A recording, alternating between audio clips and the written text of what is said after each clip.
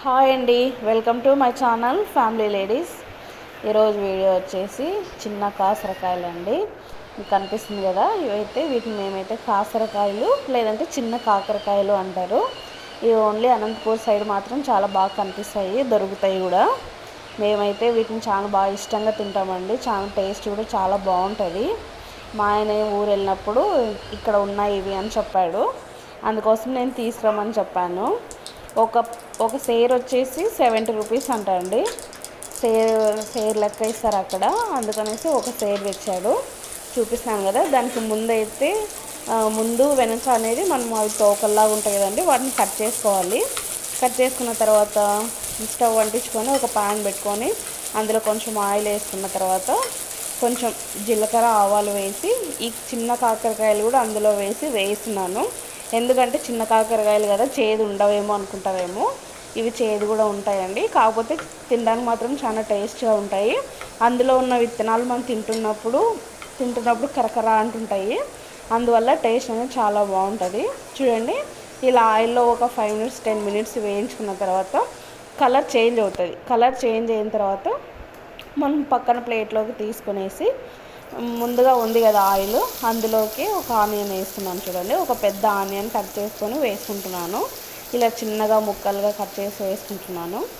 అలాగే కొంచెం కరివేపాకు వేసుకొని బాగా వేయించుకోవాలండి. ఎందుకంటే అవి బాగా వేగాలండి, చిన్నగా అయ్యేలాగా వేయించుకోవాలి. అవి వేయించుకునే లోపు మనం అందులోకి కారం ప్రిపేర్ చేసుకోవాలి. ఆ కారం ఎలా చేసుకోవాలో కూడా చూపిస్తాను చూడండి. ముందుగా ఒక చిన్న మిక్సీ గిన్నె తీసుకొని అందులో కొంచెం కొబ్బరి, కొన్ని వెల్లుల్లిపాయలు, అలాగే కొంచెం ఉప్పు, కొంచెం కారము, ఇవన్నీ మిక్సీ పట్టుకోవాలండి. ఎందుకంటే ఆ కారం ఇందులో వేసుకుంటే టేస్ట్ మాత్రం చాలా బాగుంటుంది. ఇలా ఇవన్నీ వేసుకొని మిక్సీ పట్టుకోవాలి. చూస్తున్నారు కదా, మరీ మెత్తగా పట్టుకోకుండా కొంచెం బరకగానే పట్టుకోండి. తర్వాత ఆనియన్స్ కూడా ఫ్రై అయిన తర్వాత కాకరకాయలు ఇందులో వేసి కలపాలి. కాకరకాయలు ఆనియన్స్ అన్నీ బాగా ఫ్రై అయిన తర్వాత ఒక చిన్న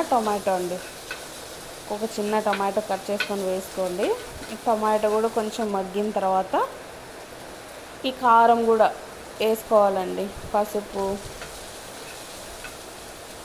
పసుపు వేసుకొని బాగా కలిపి మగ్గిన తర్వాత మనం ముందుగా రెడీ చేసి పెట్టుకున్నాం కదండి, కొబ్బరి, వెల్లుల్లిపాయలు, ఉప్పు, కారం వేసి పెట్టుకున్నాం కదా, ఆ పొడి అంతటిని ఇందులో వేసుకోవాలి. టేస్ట్ అయితే చాలా బాగుంటుందండి. ఇది జొన్న రొట్టెలోకి అయితే సూపర్ కాంబినేషన్ అనమాట.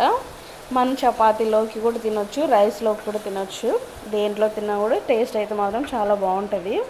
మీకు ఎవరికైనా వీడియో చూస్తున్న వాళ్ళు దీని గురించి తెలియకపోతే కామెంట్ చేయండి. మీరు ఎప్పుడైనా తింటే కూడా కామెంట్ చేయండి. మేమైతే చాలా బాగా తింటామండి, ఇష్టంగా. మాకైతే చాలా బాగా నచ్చుతుంది. తిని కూడా చాలా రోజులు అయింది కదా అనేసి తెచ్చుకొని చేసుకున్నామండి. టేస్ట్ అయితే మాత్రం చాలా బాగుంటుంది.